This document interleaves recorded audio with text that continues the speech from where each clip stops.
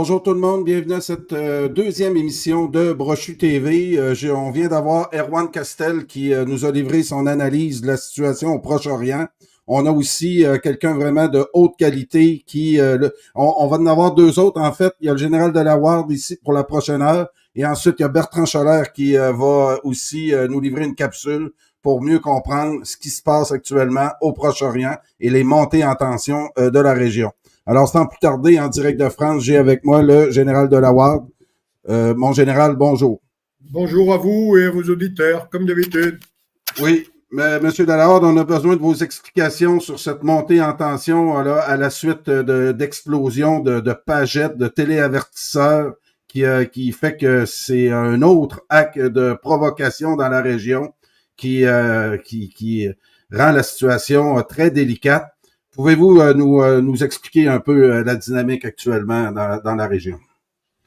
Oui, alors d'abord, l'affaire des pageurs. Les pageurs ont été achetés par un service du Hezbollah qui s'est laissé un petit peu corrompre quand même, un intermédiaire qui se trouvait en Hongrie et qui leur a vendu ça avec des rétrocommissions, des prix évidemment, et en joignant un certain nombre de 20 grammes d'explosifs par pageur et un système de déclenchement donc par onde, on va dire téléphonique quoi. Donc tout ça et ce sont des méthodes, je veux dire c'est un joli coup pour Israël, mais ce sont des méthodes de voyous. Ce sont des méthodes de voyous parce que Israël n'a pas fait la distinction entre les pageurs qui vont aller au Hezbollah, les pageurs qui vont aller au personnel hospitalier, et les pageurs qui vont, le cas échéant, atterrir dans des mains de civils. Et en plus, les explosions peuvent avoir lieu un peu partout, y compris sur les marchés. Donc je pense que c'était pas tellement destiné à frapper le Hezbollah, parce qu'il n'y a pas que le Hezbollah, et loin de là, au contraire, qui a été touché, c'est surtout les civils qui ont été touchés. Le but à atteindre d'Israël étant finalement, comme partout d'ailleurs, de terroriser la population pour essayer de neutraliser ses réactions, essayer de la pousser à se désolidariser du Hezbollah, qui tient le haut du pavé au Liban. C'est ça qu'Israël recherchait. Bon, est-ce qu'il a atteint son objectif? À mon avis, non. Je connais le Hezbollah pour l'avoir pratiqué, je connais les dirigeants que j'ai pu rencontrer, j'en ai rencontré beaucoup, que lorsque j'étais en poste au Liban, y compris l'actuel chef du Hezbollah qui est toujours le même, qui n'a pas changé depuis près de 20 ans. Donc, je connais la résilience du Hezbollah. Le Hezbollah, il s'adapte. Et désormais, ça va être extrêmement difficile pour Israël de lancer la bagarre au Liban. L'objectif, c'est non seulement de terroriser les Libanais, mais également d'essayer de provoquer, bien sûr, non seulement une réaction excessive du Hezbollah, mais surtout une réaction de l'Iran. Il faut toujours s'imaginer qu'Israël a toujours derrière la tête cette idée d'aller frapper l'Iran et d'aller le frapper, donc essayer de le provoquer jusqu'à ce qu'il intervienne. Mais l'Iran a choisi une sage solution d'attente. Alors d'abord, l'Iran prépare son arsenal, prépare un petit peu tout, prépare sa défense aérienne en cas de conflagration plus large. Et ils s'entendent comme cul et chemise avec les Russes. Donc tout ça se prépare gentiment, mais l'incertitude est aujourd'hui un atout pour l'Iran. Alors on me dit, ouais, mais comment ça se fait, l'Iran n'intervient pas tout de suite, etc., au secours du Hezbollah qui appelle. Il faut savoir que pour l'instant, le président iranien, il est à l'ONU, à New York, et il est en train d'assister ou de participer activement d'ailleurs à à la session plénière de l'ONU, de l'Organisation des Nations Unies. Donc, tant qu'il est là-bas, il ne faut pas penser qu'il y aura une riposte massive sur Israël. Et je ne pense pas que cette riposte arrivera tout de suite. Là encore, ce serait faire le jeu d'Israël. Israël provoque pour avoir cette réaction et pour pouvoir entraîner les États-Unis dans la guerre. Avant l'élection présidentielle, le cas échéant, et pouvoir terminer cette guerre, selon lui, une guerre de grande ampleur, avec emploi probable d'armes nucléaires tactiques sur le territoire iranien éventuel. Il espère pouvoir terminer ça avant l'élection présidentielle, ce qui serait pour Biden d'ailleurs un succès considérable. Pour l'instant, l'Iran ne bouge pas, je le dis, prépare ses armes, fait quelques déclarations, ça ou là, mais n'intervient pas. Et je pense que c'est la solution la plus sage pour l'instant. La riposte iranienne aura lieu en temps et en heure, les Iraniens l'ont dit, elle arrivera, et elle arrivera sous une forme que l'on n'attend peut-être pas. On s'attend à des frappes militaires, à tout un tas de choses. Ça pourrait être quelque chose de complètement différent. Ça peut être une tentative d'assassinat, voire un assassinat de haute personnalité, d'un ambassadeur israélien, voire, pourquoi pas, de s'attaquer à la personnalité même de Netanyahou. Il faut savoir que l'Iran dispose au sein même d'Israël de relais et a la possibilité, de même que Israël a la possibilité d'intervenir en Iran. On l'a vu avec l'assassinat d'Haniyeh et puis beaucoup d'autres opérations qui ont eu lieu sur le territoire iranien. L'Iran a également la possibilité aujourd'hui d'intervenir sur le territoire d'Israël. D'ailleurs, les Israéliens ont arrêté récemment un gars qui travaillait pour l'Iran. Mais il n'y en a pas qu'un, il y en a certainement beaucoup d'autres qu'on ne connaît pas et qui travaillent également pour l'Iran. Donc, c'est une affaire qui est la hausse de la tension dans la région est une affaire dangereuse. Dangereuse pour la région d'abord, pas pour le Liban. Le Liban, il a l'habitude de ce genre de guerre. Il y aura, si Israël met les pieds au Liban, je pense qu'il va s'y enliser et que ça lui coûtera de toute manière très cher. Israël ne peut pas se permettre de se battre sur 36 fronts. Il a déjà le front de Gaza. Il s'agite également en Cisjordanie. Il se méfie beaucoup de la Cisjordanie. S'il attaque le Liban, il aura sur le dos, bien sûr, les milices Houthis qui disposent, on l'a vu, de missiles hypersoniques. Il y aura également les milices irakiennes et qui sont pro-Iran, qui vont intervenir en proxy de l'Iran. Mais l'Iran, en tant que grand État, lui, pour l'instant, il attend son heure et il attend le moment où Israël sera embourbé de partout, avec quand même le risque, je le répète toujours, de cet emploi quand Israël sera cul par-dessus tête sur le terrain. Il y a un moment où ils n'auront pas d'autre solution que de faire comme Samson avec les colonnes du temple, c'est-à-dire d'utiliser l'arme nucléaire. Donc, c'est un peu ça qui est dangereux, parce qu'Israël pense que cet emploi sur l'Iran ne susciterait pas de réaction majeure dans le monde. Peut-être pas en Occident otanien, parce que l'Occident otanien est sionisé jusqu'à la moelle, en tout cas les trois grandes puissances nucléaires que sont les États-Unis, la Grande-Bretagne et la France. Mais cela ne réagirait probablement pas, mais à mon avis, la Russie et la Chine réagiraient eux aussi, et pourquoi pas en aidant et en fournissant, le cas échéant, l'arme nucléaire à l'Iran pour riposter. Moi, toutes les hypothèses sont possibles, mais Israël joue dangereusement. Et puis, les États-Unis sont incapables de maîtriser, on a vu, de maîtriser Netanyahou. Hein. C'est Netanyahou qui commande, hein, c'est pas les États-Unis. On voit bien que tous les efforts qui sont faits aux États-Unis par les non-néocons, bon, les néocons, ils sont derrière Israël à mort. Hein. Je parlais toujours pareil de Blinken, de Nuland, de Wendy Sherman, qui est partie, donc pas elle, mais de Merrick Garland, de Janet Yellen, de Mayorkas, tous ces gens-là qui sont des sionistes purs et durs. Hein. Ceux-là, ils sont derrière Israël à fond, mais il existe aussi des gens au Pentagone qui connaissent la réalité de la situation des forces armées US. Ils savent que ces forces ne sont pas en état de soutenir des guerres partout, hein, et que actuellement ils peuvent pas se permettre de s'engager simultanément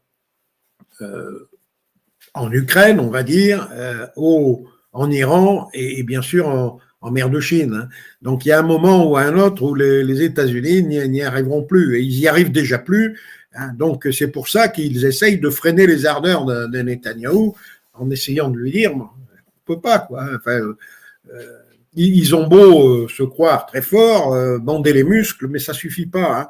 Leurs armes nucléaires sont, en tout cas les vecteurs, sont très vieux. Hein. On a vu qu'ils avaient un demi-siècle d'âge.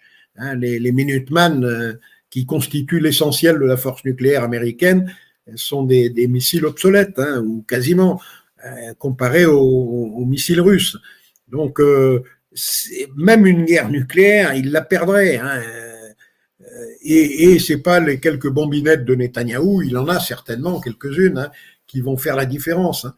Donc, oui. C'est ce qu'on constate, je crois. C'est l'information que j'ai suite à l'assassinat sur le territoire iranien là, du leader du Hamas.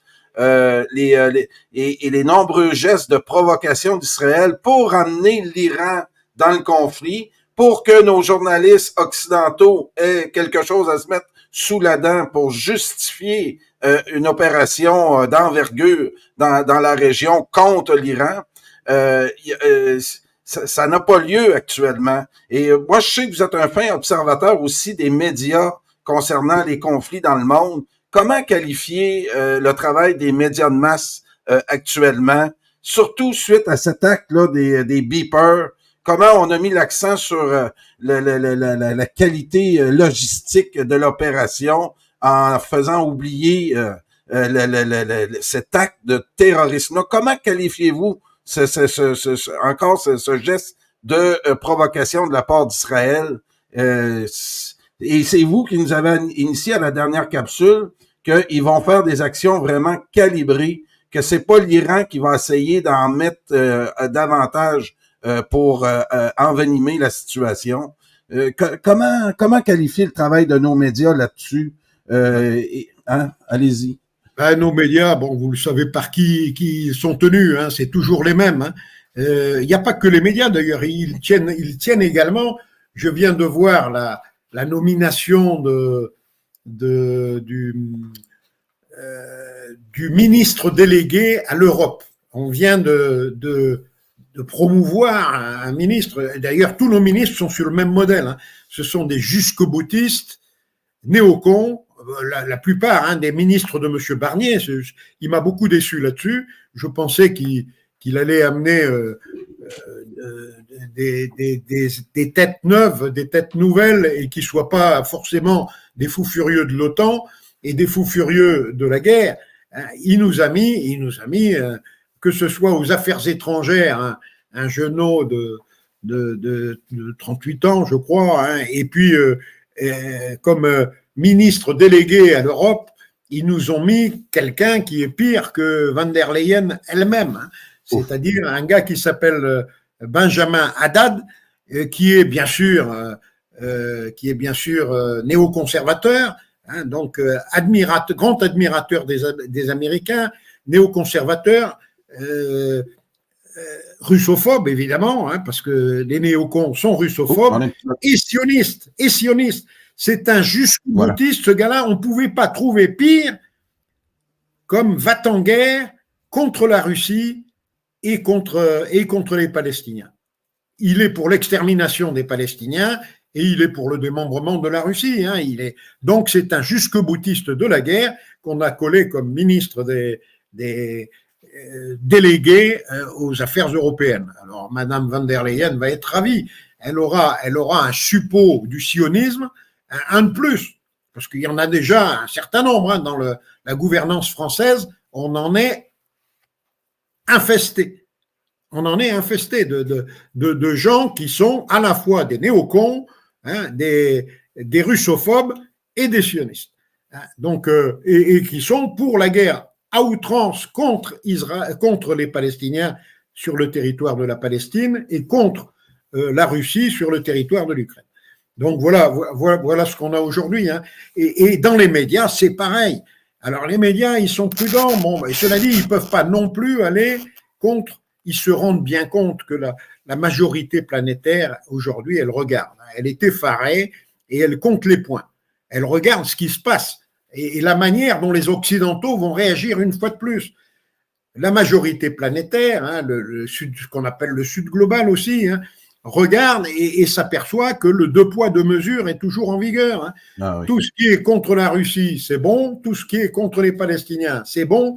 Mais tout ce qui est contre Israël, c'est une catastrophe. Quoi. Et ça, c'est bien sûr qualifié de tous les mots d'apologie. Si vous êtes contre Israël, vous êtes un apologiste du terrorisme, vous êtes tout ce que vous voulez. Hein. Antisémite, bien sûr, hein, j'oubliais, mais c'est l'accusation maison hein, habituelle, hein, qui finit par être amusante tellement elle est banale aujourd'hui. Hein. On vous accuse pour un oui ou pour un non. Il faut être pour Israël. Et les médias, nos grands rédacteurs en chef, ils pètent de trouille. Ils ont peur d'Israël, hein, tout simplement. Ils ont peur des réactions d'Israël. C'est Israël qui dirige aux États-Unis. Hein. Il y a une excellente vidéo qui vient de sortir de Philippe Giraldi, qui est un ancien de la CIA, directeur de National Interest, là, du Council for National Interest, hein, du Conseil pour la sécurité nationale ou l'intérêt national. Hein, il vient de le dire de manière très claire, hein, que la gouvernance US est complètement entre les mains des lobbies pro-Israël, hein, des sionistes, et donc lui, il parle carrément et dirigé par Israël.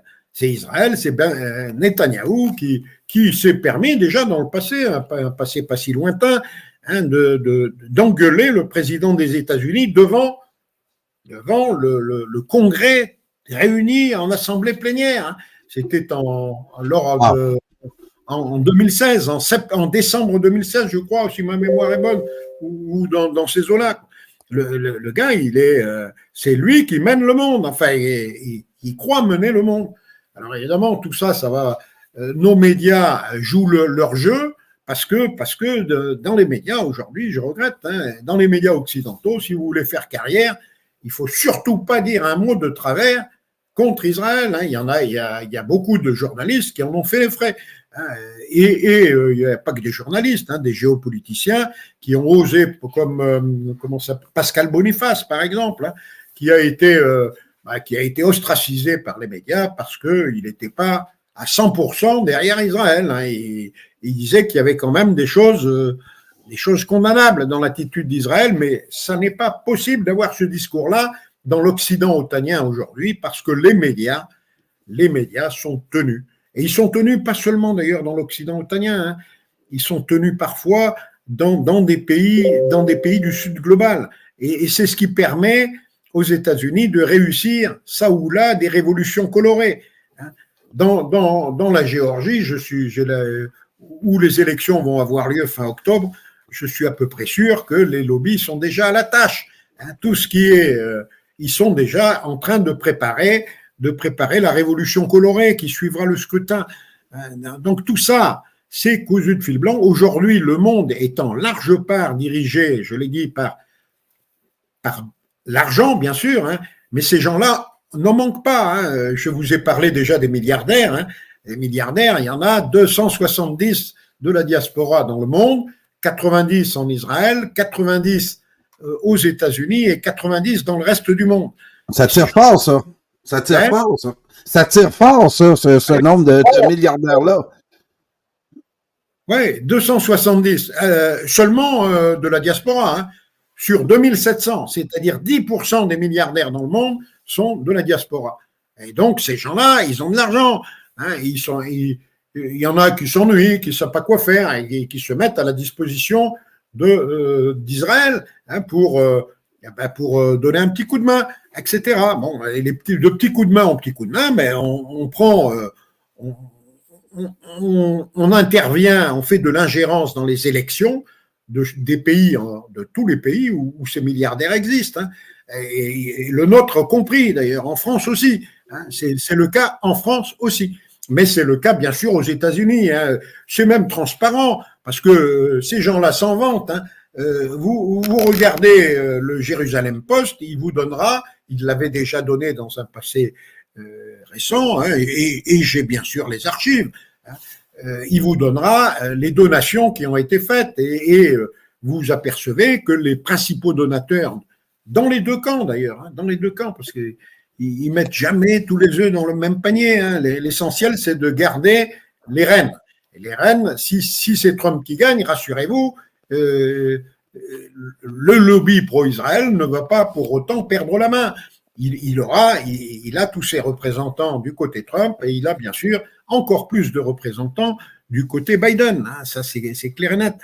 Et donc, ces gens-là, bon, ben, c'est eux qui mènent la politique. Hein. Ils ont des milliards. Ils sont organisés en transnational, hein, ils sont organisés pas seulement aux États-Unis, hein, mais également dans tous les grands pays qui tirent un peu les autres, hein, comme la France, comme le Royaume-Uni. Hein, c'est une organisation parfaite. Elle est connue, elle est documentée, hein, on peut me raconter ce qu'on veut, hein, même dire complotisme, etc. Bon, moi, ça finit par me faire sourire, hein, ces histoires-là. Hein, c'est documenté, hein, et je suis pas le seul à le dire. Hein, il y a énormément de gens compétents, des gens qui ont servi dans le renseignement, hein, que ce soit aux États-Unis ou ailleurs, hein, et qui le disent. Bon. Même la Russie s'en est aperçue. Hein. Je me souviens de quelques paroles un peu sèches et violentes de Lavrov et des réactions de Poutine également, hein, qui n'ont pas été très tendres avec les lobbies pro-Israël, quoi. C'est-à-dire chacun son métier, hein, qui fasse un peu de lobbying, je veux bien, mais quand ça atteint ces proportions-là, hein, on s'en sort pas. Hein. Ça, je vais vous donner un exemple de lobbying. Hein, le lobbying à la Commission, dans les instances européennes, hein, au Parlement européen, vous avez 720 députés. Eh ben, je vais vous demander combien, d'après vous, il y a d'organisations de lobbying et combien il y a de lobbyistes pour traiter, entre guillemets, les 720 députés. Ça doit être énorme. Ouais, vous avez plus de 12 000 organisations de lobbying et à leur tableau d'effectifs, il y a plus de 50 000 lobbyistes pour 720 députés. Wow. Donc, nos braves députés, ils ne déboursent pas un rond, ils sont invités tous les jours, hein, par les lobbyistes qui leur vendent, par exemple, des vaccins. Hein, ça a été l'affaire Pfizer. Hein. Et donc, si vous voulez du lobbying à la corruption, il n'y a qu'un pas. Et la corruption, on a le Parlement aujourd'hui, le Parlement européen est l'institution mondiale la plus pourrie et la plus corrompue que je connaisse. Même dans les pays jugés corrompus, par nous évidemment, c'est nous qui jugeons les autres. Hein. C'est jamais, il n'y a jamais un organisme indépendant qui juge les autres. Mais l'organisme le plus pourri et le plus corrompu de tous, c'est incontestablement le Parlement européen. 50 000 lobbyistes pour 720 députés. Ils ont 15 lobbyistes chacun pour s'occuper d'eux, quoi. On comprend. Que ça. On comprend très bien avec ce que vous venez de dire, l'état de santé de nos démocraties. Puis comme vous le disiez, on continue à faire la leçon aux autres. Et c'est quoi, souvent les gens disent vous souhaitez l'effondrement économique de votre propre système. Comment est où la logique là-dedans? Mais on comprend très bien que c'est l'argent qui décide de tout, hein, mon général. Et Oui, ça devient insupportable, là. oui, c'est L'humanité l'argent, là-dedans est disparue. c'est l'argent, l'organisation et l'influence que ça permet. Argent organisé, bien sûr. Hein. L'argent tout seul, s'il n'y en avait qu'un, ça ne serait pas un problème. Mais ils sont nombreux et organisés en transnational. Ça, c'est clair, hein, c'est documenté aussi. Hein. On peut me raconter ce qu'on veut hein, et crier, hurler au complotisme ou à l'antisémitisme. Moi, ce que je dis, c'est factuel. Il y a beaucoup d'argent, il y a 270 milliardaires, j'ai donné la répartition. C'est pas moi qui l'ai donné, la répartition. C'est le magazine Forbes hein, qui s'occupe de faire un palmarès des milliardaires. Et puis, pour l'influence, bon, il y a un autre palmarès. Hein, c'est comme les Oscars à Cannes, les Césars à Cannes ou les Oscars à Hollywood. Hein, il y a les palmarès de l'influence du Jérusalem Post. Et là, vous retrouvez le camarade Zelensky à la première place en 2022, au palmarès 2022. Rendez-vous compte, c'était pas n'importe qui, Zelensky. C'était l'homme le plus influent du monde hein, en 2022, d'après le Jérusalem Post. Mais le Jérusalem Post ne peut pas se tromper. Hein. Il est en relation directe avec Yahvé, hein, et donc il peut pas se tromper. Hein. Et il sait quel est l'homme le plus important. Et là, cette année, en 2023, ben, vous avez un dénommé Doug Emhoff, qui est le numéro 18. Hein, donc 18, c'est le premier tiers hein, sur le monde entier. C'est un classement épatant, hein, 18e en termes d'influence dans le monde entier. Hein, au palmarès confessionnel de l'influence du Jérusalem Post. C'est pas moi qui le dis, là aussi, on peut m'accuser de tout. Hein. Mais je regarde les faits, moi, je lis les journaux, je lis le Jérusalem Post, je lis Forbes, et je m'aperçois de ces choses-là, quoi. On peut pas les nier. On peut pas les nier. Et on peut pas non plus nier que ça a une influence, puisqu'on nous le dit, hein, c'est le Jérusalem Post qui le dit, que ces gens-là sont influents. Eh bien, M. Doug Emhoff, mari de Kamala Harris, hein, il est influent, il est numéro 18, hein, et ça va aider, évidemment que ça va aider. Hein, évidemment que ça va aider. Et le numéro 1, je vous ferai remarquer que le numéro 1, qui s'appelle Zelensky, si ma mémoire est bonne, de 2022, hein, cet homme-là, il est actuellement à New York pour l'Assemblée générale de l'ONU, quoi.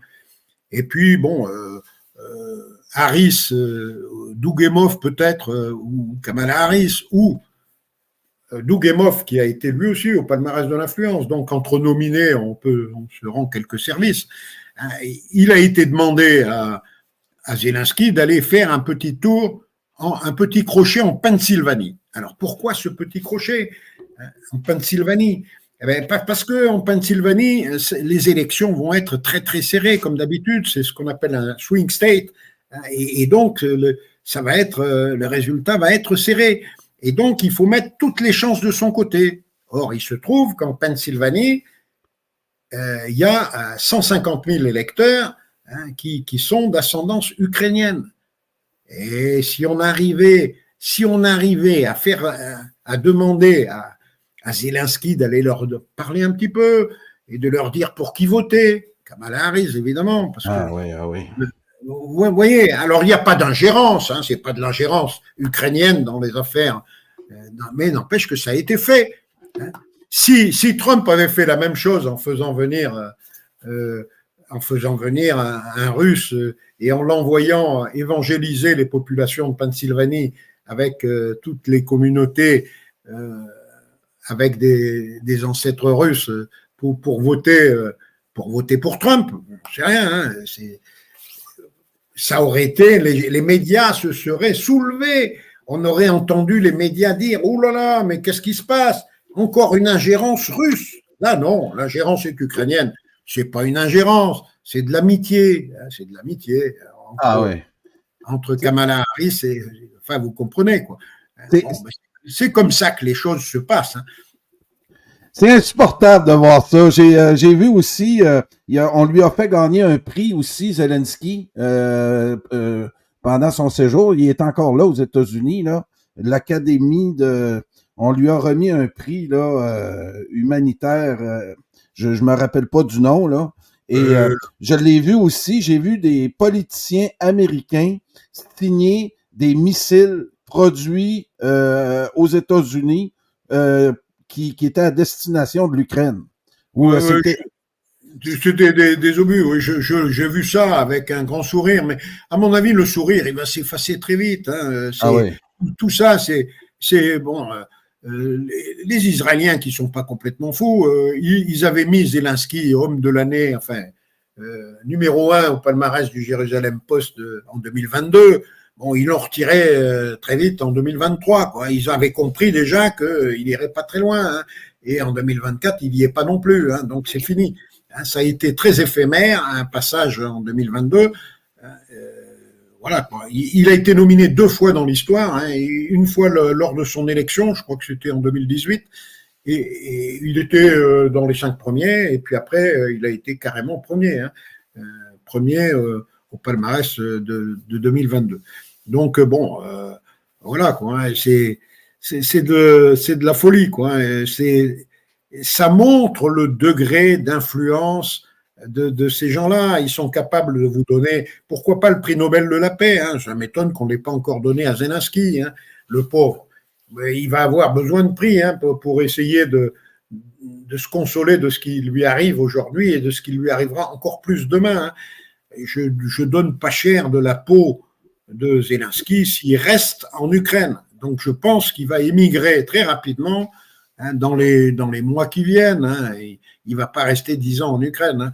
Il va se faire lyncher par sa propre population hein, qui va un jour ou l'autre ouvrir les yeux sur ce qui s'est passé et sur la manière dont ils se sont fait enfumer par les Américains hein, qui n'avaient aucun intérêt qui ne sont pas là en Ukraine pour les droits de l'homme, tout ça, c'est le blablabla habituel. Hein.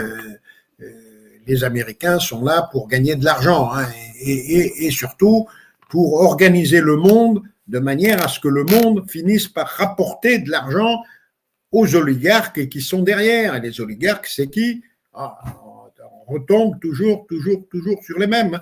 C'est ceux qui ont démantelé, qui ont essayé en 1990, au moment de l'effondrement de l'Union soviétique, ce sont ceux qui ont essayé de piller la Russie qui restait.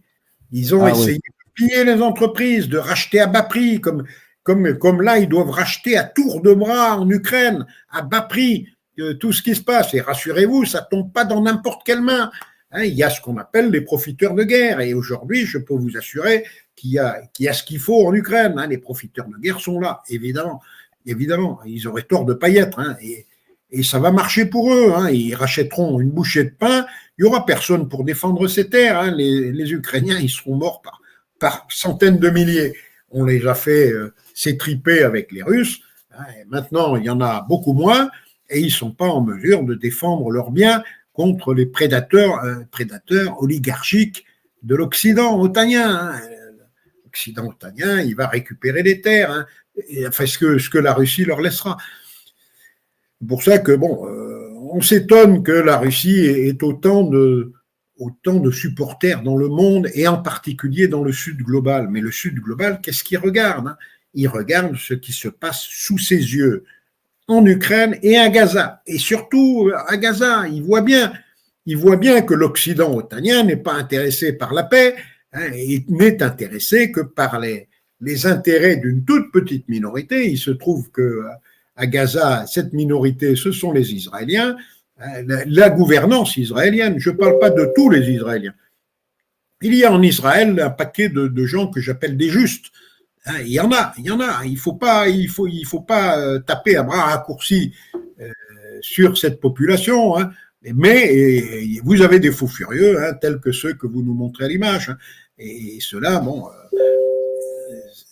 c'est alors ça, je sais pas où ça se passe. Hein. Oui, C'est en Israël où il y a des Juifs orthodoxes qui sont matraqués par les policiers israéliens qui dénoncent les politiques de Netanyahou. C'est des images que Erwan m'a envoyées, là, que j'ai présentées à l'émission de ah ouais, Erwan.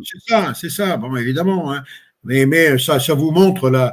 Alors là, avec leur propre population, ils font en sorte de ne pas leur casser les jambes, etc. Quoi. Ils tapent fort pour faire mal, mais pas pour casser. Quoi.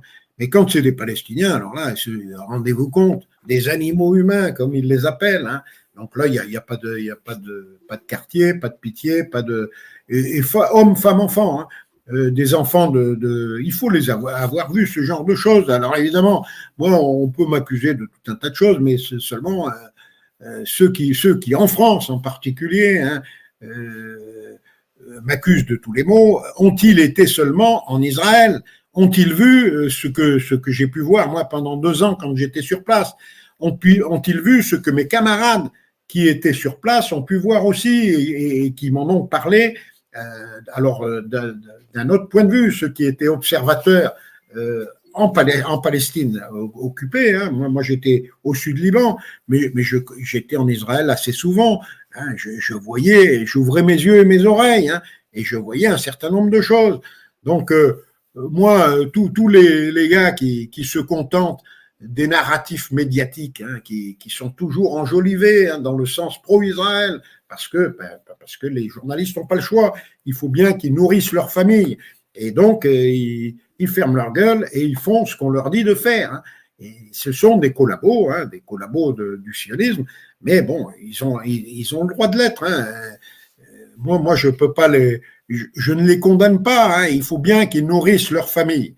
Mais ce qu'il faut savoir, c'est ceux qui leur permettent, ceux qui tiennent ces médias et qui les contrôlent, hein, c'est ceux-là, ce que j'appelle les vrais salopards, quoi. Parce que ce sont des salopards. Vous êtes un de ceux chez les francophones qui l'expliquait le mieux. Grâce à tous vos contacts, votre expérience, vos connaissances, vous êtes capable de nous éclairer vraiment de façon exceptionnelle. Et pour terminer, mon général, j'aurais peut-être une autre question là, sur la politique française par la suite, mais pour terminer le dossier des montées en tension au Proche-Orient, vous parliez tantôt de Zelensky qui était sur le bord de la porte, mais qui lui aussi a essayé d'entraîner l'OTAN dans le conflit contre la Russie. Il a mené plusieurs manœuvres pour créer un effet choc pour amener les dirigeants de l'OTAN là, à participer à la guerre directement, même s'ils le font indirectement. Mais dans le cas de Netanyahou, on sent que Israël, puis vous le disiez aussi, les néocons, mènent en grande partie des politiques américaines. Et avec tous les gestes de provocation là, qu'on a vus avec les beepers, puis j'ai l'impression que par contre, Netanyahou a encore un potentiel énorme de mettre le chaos dans la région. Comment on peut analyser la situation en ce moment? Comment on peut réussir à sortir de cette logique-là qui nous mène droit vers un conflit total? Oui, non, je pense que pour Zelensky, Zelensky a essayé de faire la même chose que Netanyahou, hein, mais Zelensky, je vous le dis, c'est aussi un gars qui était numéro 1 au palmarès de l'influence du Jérusalem Post. Hein, encore un. Hein, qu'est-ce que vous voulez? Il a de l'influence, hein, et il a essayé d'entraîner les États-Unis avec l'histoire des frappes dans la profondeur. Les frappes dans la profondeur ne vont pas changer la donne. Hein. La Russie l'emportera parce que je n'arrête pas de le dire. Et mathématiquement, regardez les forces en présence. Hein, faites la balance des potentiels comme tout bon militaire devrait la faire. Hein. Qu'est-ce qui reste à l'Ukraine en termes de personnel, en termes de matériel? Qu'est-ce qui reste à la Russie? Bon, il n'y a pas photo. Hein. Et la Russie, elle n'est pas seulement sur ce front. Elle est, je peux dire, aujourd'hui, elle est opposée, on va dire, aux 50 pays entre les pays de l'OTAN, les pays de l'AUKUS, les pays du G7, les pays de tout ce que vous voulez. Il y a à peu près 50 pays de l'autre côté, mais la Russie n'est pas seule, elle a aussi des alliés, et avec ses alliés, elle n'a aucun souci à se faire. Les forces économiques et les dynamiques économiques et militaires sont de son côté. L'OTAN aujourd'hui a du plomb dans l'aile, hein, et il peut exploser, parce que il va perdre la face. Là. Il n'a pas les moyens d'aller faire la guerre, et en plus sur 3 fronts, hein, le front moyen-oriental contre l'Iran et tous les pays chiites qui s'agglomèrent autour de l'Iran, hein, contre l'islam, on va dire, hein, parce que c'est un peu ça aussi. Il ne peut pas se permettre de faire la guerre aussi contre la Russie simultanément et contre la Chine en troisième lieu. Et les Chinois l'ont bien compris. Hein. Plus l'OTAN insiste pour essayer de pousser à la roue de la guerre contre l'Ukraine, ou sur le théâtre ukrainien ou sur le terrain moyen-oriental, hein, plus la Chine et la Russie se rapprochent, font cohésion. Hein, et on arrive bientôt dans 3 semaines, hein, ou 4 semaines maintenant, dans moins d'un mois, on arrive à la fameuse réunion de Kazan, hein, des BRICS. Oui. Là, on va avoir quelques surprises. Hein. Il y aura un élargissement modeste en termes de membres à part entière, peut-être même pas d'élargissement du tout, mais par contre, il va y avoir un élargissement probablement énorme, hein, pour les pays partenaires. Et ça, ils n'existaient pas. Il n'y avait pas de pays partenaires officiellement. Hein. Il y avait des fans, mais des pays marqués comme pays partenaires qui peuvent venir assister au sommet, hein, et qui peuvent avoir leur mot à dire, hein, pas en termes de vote, mais en termes d'échange. Hein. Et là, à Kazan, il y a quand même quelque chose comme une 40aine de chefs d'État qui vont être là, et à Kazan, au sommet des BRICS. C'est-à-dire qu'il y a des gens intéressés, hein, et pas n'importe quel pays. Hein. Je l'ai encore noté récemment. Bon, il y a la Turquie, et puis il y a un autre pays dont on n'avait pas trop parlé, qui est le Pakistan. Alors le Pakistan, c'est une puissance nucléaire aussi, hein. Bon, ouais. soit dit en passant. Mais c'est une puissance qui a toutes les chances, à mon avis, de faire partie rapidement des pays membres à part entière. Pourquoi ? Parce que le Pakistan est déjà membre de l'Organisation de coopération de Shanghai, aux côtés de la Russie, de la Chine et de l'Iran. Hein, donc le Pakistan et de l'Inde, bien sûr. Hein. Donc ça fera la 4e ou 5e puissance nucléaire des BRICS. C'est pas mal, hein, pour les BRICS. Sachant que leur économie également s'envole, bon, qu'est-ce que vous voulez que l'OTAN devienne dans tout ça ? Nous, on est gangrénés par les dettes, on est mort, hein, avec les dettes. Hein. Les États-Unis accroissent leurs dettes de 10 milliards par jour. 10 milliards de dollars par jour, c'est-à-dire 300 milliards de dollars par mois. 300 milliards de dollars par mois. Et la dette, elle va toujours dans le même sens, hein, de l'explosion. Donc, on peut faire tourner la planche à billets aussi vite qu'on le veut. Hein, il y a un moment ou un autre où les gens vont dire, bon, gardez votre monnaie, hein, nous, on n'en veut plus. Et la monnaie mondiale qui a permis aux États-Unis de tyranniser le reste du monde, hein, on peut parler de tyrannie, hein, la tyrannie du dollar. Hein, bon, ça va finir. Et ça va finir rapidement. Là, maintenant, c'est à 300 milliards de dollars par mois. 10 milliards de dollars par mois. Et soit dit en passant, la France s'endette, elle, de 15 milliards de dollars par mois, et donc de 500 millions d'euros, c'est en euros, pardon, 500 millions d'euros par jour. 500 millions d'euros de dettes supplémentaires pour la France par jour. 1 milliard tous les 2 jours. 1 milliard d'euros de dettes supplémentaires pour la France tous les 2 jours. Alors ça, faut le lire. Hein. On va continuer comme ça. Combien de temps? En général, avec le début de l'opération militaire en Ukraine de la part de la Russie, Jean-Claude Pomerleau m'avait parlé du basculement du monde. Je pensais que ça allait arriver rapidement après février 2022. Ça s'est pas fait encore. Moi qui regarde un peu l'économie actuellement au Québec et en Occident, ça semble malgré tout aller bien, à part certains, entre autres l'inflation là, qui cesse de rabaisser notre pouvoir d'achat. Mais là, c'est la première fois que vous me dites ce matin que ça risque là maintenant de se passer rapidement. Ah ben non, mais il y a, ce que vous dites est juste. Il y a, ça se voit pas parce que le gars qui vit à crédit, ça se voit pas qu'il est pauvre. Hein, il continue il s'appauvrit tous les jours, mais il vit à crédit, c'est-à-dire que son taux d'endettement explose. Et il peut faire illusion, il peut jouer les flambeurs. Enfin, ça n'a qu'un temps. Il y a un moment ou un autre où tout ça s'écroule. Hein. Et en France, on est en train de le voir. Hein. Il n'y a qu'à regarder l'inquiétude de tous les économistes français. Moi, j'en connais pas un qui soit serein sur l'avenir économique de la France. Je ne parle pas de l'Allemagne, qui est encore dans une situation pire que la nôtre, qui est en récession et qui est en train de perdre tout ce qu'elle avait. En 2022, c'était une puissance respectée et respectable, hein, et qui avait une industrie qui fonctionnait à plein. Bon, là, ça se fait, en ce moment, ça va très vite. Et l'effondrement économique est pas loin. Alors, vous allez me dire, oui, mais les bourses flambent. La bourse bat record. Mais la bourse, c'est pas...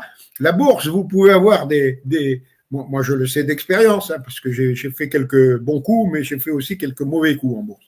Mais en bourse, vous pouvez vous retrouver de milliardaires à rien du tout, hein, et voir s'évaporer des centaines de milliards au niveau d'un État, hein, en une journée. En une journée. C'est phénoménal. Hein. La brutalité, le jour où ça arrive. Alors, pour l'instant, on continue dans l'euphorie boursière, mais qui n'est fondée sur rien. C'est fondé, pour l'instant, on fait de la croissance avec de la dette.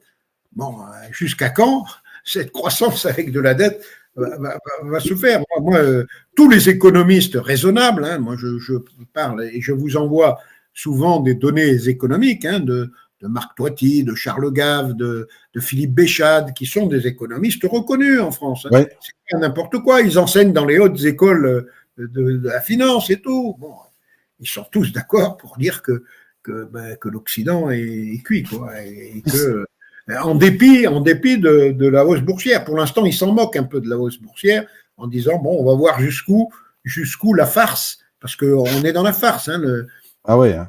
Les indices boursiers, on les fait monter ou descendre par des manips au niveau des grands investisseurs qui tiennent encore les cordons et qui essayent de leurrer, de berner tout le monde, hein, et qui se retireront avant les autres, hein, et ceux qui paieront les pots cassés, c'est évidemment ceux qui auront trop cru à la bourse. Moi aujourd'hui, hein, personnellement, je ne pense pas que le placement boursier soit un excellent placement.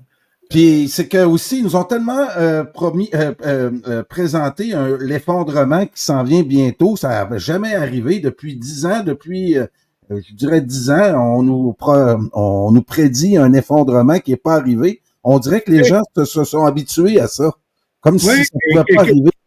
Oui, mais qu'est-ce qui arrive aujourd'hui? C'est le problème, c'est la montée extrêmement rapide de la dette qui n'existait pas avant. Avant, ça montait tranquillement. Bon, on voyait à peine ça montait tous les ans, mais ça montait pas au niveau d'aujourd'hui. Rendez-vous compte, hein, 1 milliard tous les 2 jours de dette supplémentaire pour la France et pour les États-Unis, c'est 10 milliards par jour d'endettement, 10 milliards de dollars par jour d'endettement supplémentaire. Donc, quand on en arrive à ce taux-là, il y a un moment ou un autre où ça finit.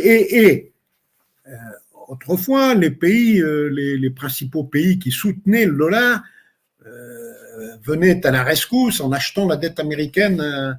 Aujourd'hui, il y en a certains qui se retirent progressivement ou qui arrêtent d'acheter ou qui limitent leurs achats, quoi. Alors, il y en a encore qui achètent beaucoup. Hein. Les anglo-saxons cèdent entre eux. La France achète beaucoup, ça fait partie parce que c'est la solidarité atlantiste, pardon. Voilà, mais sinon, la dette américaine, elle n'a plus beaucoup dans le sud global. Les gens commencent à changer leur fusil d'épaule. Là, ils veulent plus de la dette américaine. Et donc, 10 milliards, il faut les placer dans le monde, ces 10 milliards. Alors, une partie est achetée par les Américains eux-mêmes, les fonds de pension.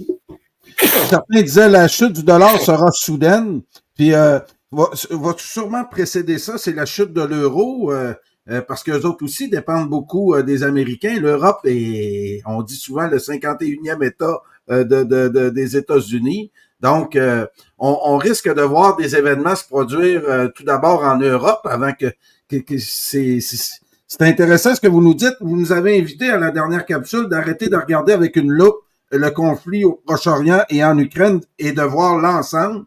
Vous êtes un des seuls là, qui m'expliquait comme il faut la dynamique des BRICS actuellement et qui nous aide à mieux concevoir la réalité en ce moment. Il y a le paysage militaire, il y a le paysage économique que vous nous permettez de comprendre là, capsule après capsule. Mon général, un grand merci encore une fois pour cette capsule. Et là, vous êtes vraiment vous vous attendez vraiment maintenant là à un effondrement. Ça sera plus juste une prédiction, ça sera pas juste un souhait, c'est un souhait, parce qu'il y en a vraiment qui. Il y a de quoi qui se passe qu'on risque de vivre là bientôt, hein, puis que les gens sont très mal préparés. Moi, je parle des BRICS à certains au Québec, puis on connaît même pas le mot, comme si le phénomène n'existait pas. C'est quand même impressionnant. Hein? Ça va, enfin, les géopoliticiens les connaissent. Autrefois, on ne parlait pas des BRICS il y a encore quelques années. C'est en 2022 que les BRICS, en termes d'économie globale, sont passés devant le G7 et devant les 30 pays de l'OTAN cumulés, en termes de PIB, parité de pouvoir d'achat global. Et là, avec les pays partenaires, ça va être quelque chose de... Ils vont largement passer plus de la moitié de l'économie mondiale. Avec tous les pays partenaires, ils passeront le cap des 50% de l'économie mondiale. Et sachant qu'il y aura des pays non alignés, un paquet, et puis les otaniens feront moins de 30%. Quoi. Il y aura les BRICS à 50% et les otaniens à 30%. Quoi. Donc c'est fini, quoi. Et ça n'est arrivé quand la bascule, elle a eu lieu. Alors après, pour que ce soit visible concrètement sur le terrain, une économie, normalement, ça s'effondre pas comme ça du jour au lendemain. Encore que, on a vu l'économie soviétique, ex-soviétique, en 1990, s'effondrer en quelques jours. Hein. Voilà. Et c'est également le démembrement de l'ex-Yougoslavie, quand on étudie bien le dossier, avant d'être une affaire militaire, ça a été d'abord une affaire économique qui a provoqué la guerre. La guerre civile en Bosnie, en ex-Yougoslavie, a été déclenchée par les Américains par une manœuvre subtile économique. Et donc, c'est ça qui a fait que les États de la fédération yougoslave se sont battus les uns contre les autres. Voilà quoi. Mais et après l'affaire militaire, si vous voulez, c'est la conclusion la conclusion de l'économie. Et là, ça va être aussi la conclusion de l'économie. Aujourd'hui, moi je dis, Vladimir Poutine n'a pas intérêt à se presser. Vous avez un analyste qui est très connu, qui s'appelle Doktorov, un analyste russe qui est situé, qui travaille plutôt en Occident. Il ne travaille pas en Russie. Il travaille, je crois, en Belgique, si ma mémoire est bonne. Il est pas très loin des institutions européennes ou autres. Et le gars, il disait sur un plateau de télévision, avec une émission avec le juge Napolitano, si ma mémoire est bonne, oui. Il disait la Russie, elle peut gagner quand elle veut. Elle peut gagner en très très peu de temps si elle veut. Ouais. Elle peut gagner en 3 semaines si elle veut. Si elle met le paquet, si au lieu d'envoyer 3 missiles par-ci, 3 missiles par-là, et si elle met le paquet, et si au lieu d'envoyer 4 avions par-ci, 4 avions par-là, elle en met 3000 le même jour, c'est certain que ça ne va pas durer très longtemps. Voilà. Et alors, il y en a des analystes militaires qui vous disent oh, la Russie est à la peine, elle peine. Je ne suis pas sûr qu'elle peine autant qu'elle le dit. D'abord, elle est engagée sur beaucoup de fronts, mais elle n'a pas engagé tous ses moyens en Ukraine. Elle n'a pas engagé tous ses moyens en Ukraine. Et pour moi, je le dis depuis le premier jour, ou pratiquement, le résultat de cette guerre sera donné par l'économie. Hein, c'est l'économie qui décidera, la résilience économique du pays qui décidera du vainqueur de la guerre. Et la Russie a très bien joué en ne mobilisant pas. Si elle avait mobilisé tous ces hommes, elle aurait ruiné son économie. Parce que si elle met 2 millions d'hommes d'un seul coup, il est certain que si elle mobilise, et elle a mobilisé une fois 300 000 hommes, ce qui est rien à l'échelle d'un pays comme la Russie. Hein. Mais si elle avait mobilisé davantage, elle aurait manqué de manœuvre. Elle en manque déjà sans mobiliser. Qu'est-ce que ça serait si elle mobilisait? Donc, il faut que l'économie marche. Et la Russie a fort bien joué. Elle a fait marcher son économie, qui est en train de distancer la nôtre. Hein. Alors, pas en dollars nominal, mais ça, c'est une référence qui est terminée. Hein. Je parle en budget parité de pouvoir d'achat. Hein. Quand vous regardez le budget de la défense, je regardais encore les chiffres pour la Russie. Hein. La Russie va avoir un budget de défense, donc alors je ne sais pas si c'est en 2024 ou 2025 prévu, hein, mais c'est 150 milliards de dollars. D'accord? Ah oui. Ouais. Sauf que 150 milliards de dollars nominal. Pour avoir l'équivalent en parité de pouvoir d'achat, c'est-à-dire le vrai chiffre, il faut multiplier par 4. 150 que multiplie 4. Ça fait 600 milliards de dollars parité de pouvoir d'achat. La France, elle est à 50. Hein. Donc, le budget de la Russie, aujourd'hui, en parité de pouvoir d'achat, le budget de la défense va être de 12 fois le budget de la France. 12 fois. Et alors, on me dira, oui, mais le budget des États-Unis est devant. Oui, sauf qu'aux États-Unis, vous avez une productivité du dollar. C'est vrai qu'ils ont 950 milliards de dollars ou 900 milliards de dollars chaque année de budget de défense, ou à peu près, hein, entre 900 et 1000 milliards, 950 milliards de dollars. Mais avec 950 milliards de dollars, vous avez, un, la parité de pouvoir d'achat, et deux, vous avez l'utilisation qu'on fait de tout ça. Quoi. Les États-Unis, ils ont 800 bases à entretenir dans le monde, ça coûte des fortunes. Hein, donc, il y a toute une part du budget de la défense américaine qui ne sert à rien, qui est gaspillée dans l'entretien de centaines de bases dans le monde. Et puis aussi, vous avez la corruption hein, aux États-Unis, au moins autant qu'ailleurs. Alors, je ne dis pas qu'il n'y en a pas en Russie, hein, il y en a aussi en Russie. Il ne faut pas idéaliser la Russie, il ne faut pas idéaliser l'Ukraine. La corruption, elle est partout.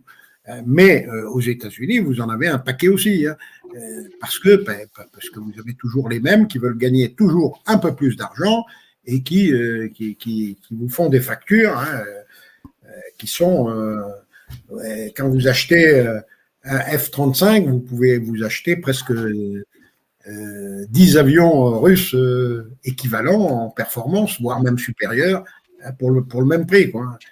F-35, c'est l'avion le plus cher du monde. Hein. On se demande pourquoi, parce qu'il vole assez mal. Hein.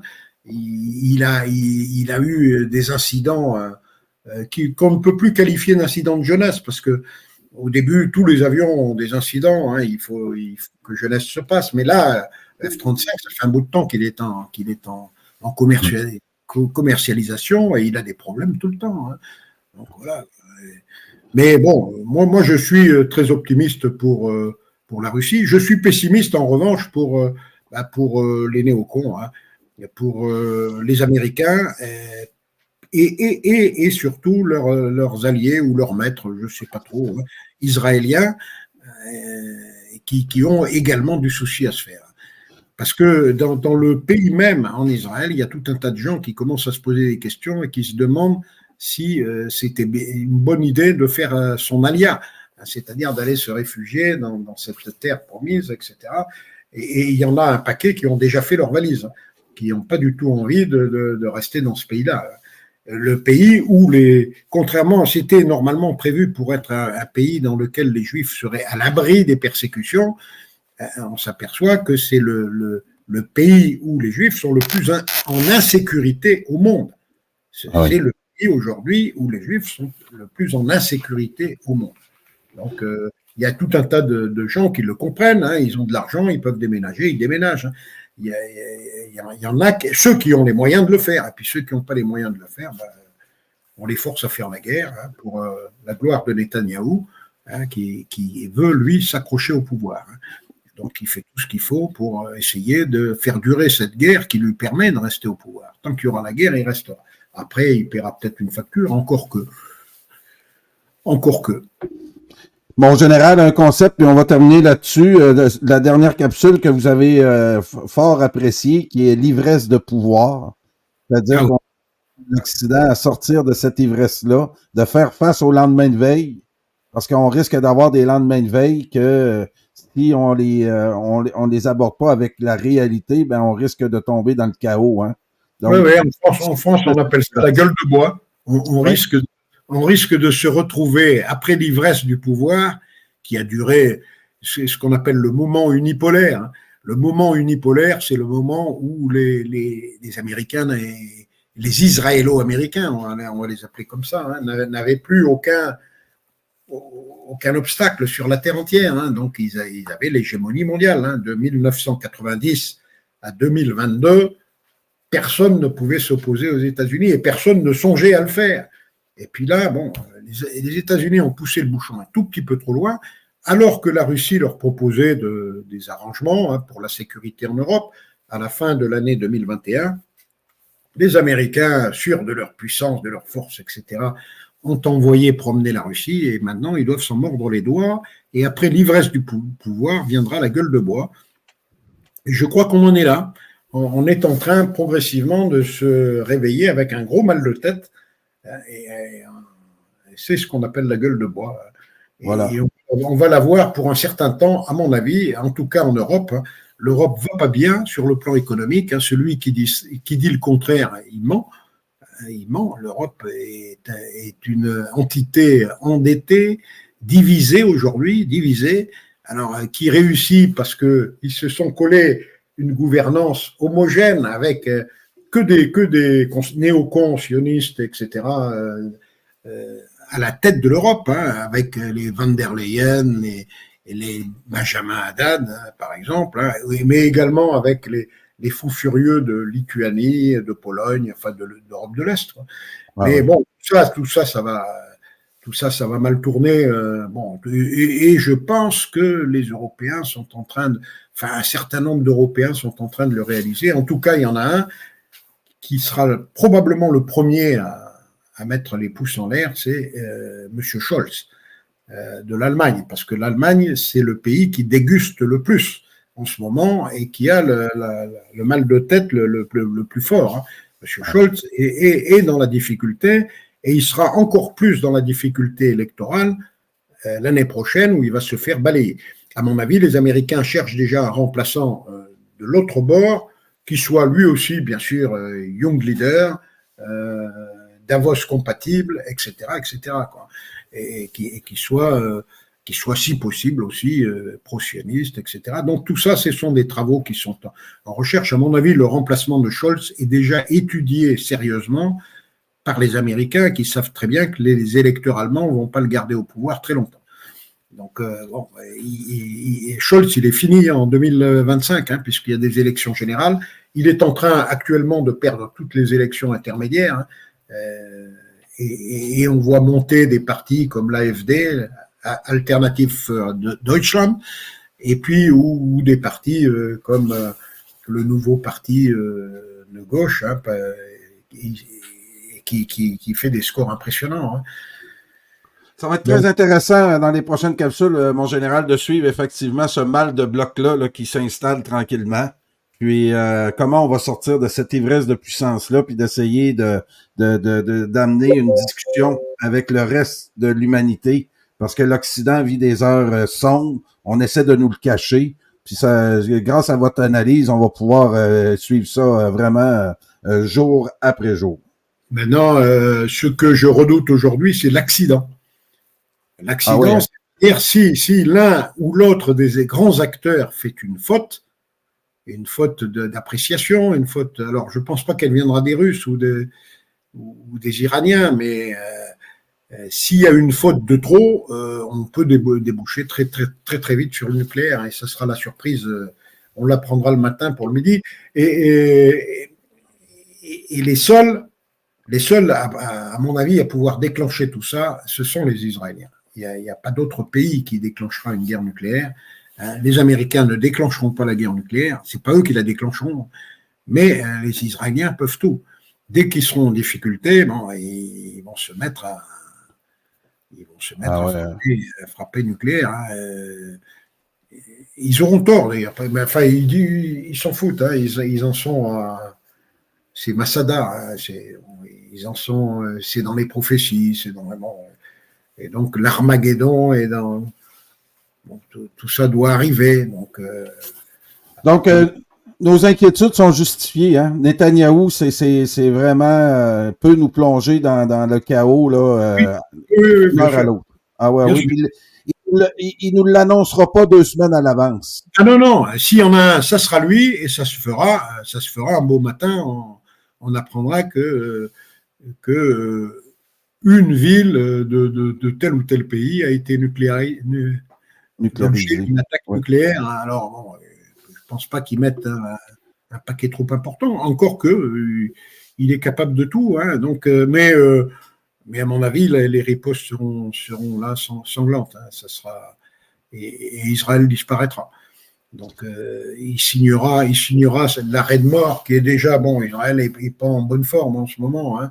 Elle perd des habitants, elle les perd pas seulement au combat, elle en perd peu au combat, mais elle les perd par désertion d'une large partie de la population israélienne, hein, et par la déception de beaucoup d'autres qui pensaient trouver un pays, un foyer, hein, et qui ont trouvé finalement que le pays pouvait être dirigé par des fous furieux. Et ils ne sont pas tous fous furieux en Israël. Hein. Une large part des Israéliens sont des gens raisonnables. Mais ils sont chauffés à blanc par leurs médias. Hein, et comme nous, hein, dans l'entre-deux tours des élections, des élections législatives, vous avez vu comment on peut chauffer à blanc l'électorat, quoi, et le retourner comme une crêpe. Enfin, on ne l'a pas retourné parce que le Rassemblement national a eu plus de voix au deuxième tour qu'au premier, mais on peut rameuter tous les abstentionnistes, on peut rameuter en disant attention, demain, c'est la catastrophe, etc., etc. Or, la catastrophe, elle est aujourd'hui inscrite hein, dans le gouvernement français actuel, il n'ira pas loin. En tout cas, il ne pourra pas faire de réformes, les réformes qui s'imposeraient en temps normal, hein, et pour redresser le pays, il ne pourra pas les faire. Il ne pourra pas les faire parce qu'il manquera justement de majorité. Hein, et la majorité, elle ne tiendra pas sur les grosses réformes, elle tiendra sur des mesurettes, hein, mais elle ne tiendra pas sur les grosses réformes. Voilà. En plus d'avoir des analyses militaires, économiques, on a aussi une analyse, quand vous venez nous voir ici à Brochu TV, on a aussi un point très important, c'est une analyse des médias, comment ils peuvent monter à la tête de nos citoyens, puis c'est très important de faire le suivi là-dessus. Merci beaucoup, mon général, puis on se revoit une prochaine fois. Allez, au revoir et à une prochaine. Merci. Alors, c'était le général Dominique Delaware, encore une fois, qui nous fait profiter de toutes ses connaissances et son expérience. Et nous, on s'en va tout de suite avec Bertrand Scholler, tout de suite dans l'autre studio pour continuer cette analyse-là du Proche-Orient et de la situation internationale. Merci beaucoup et à tout de suite.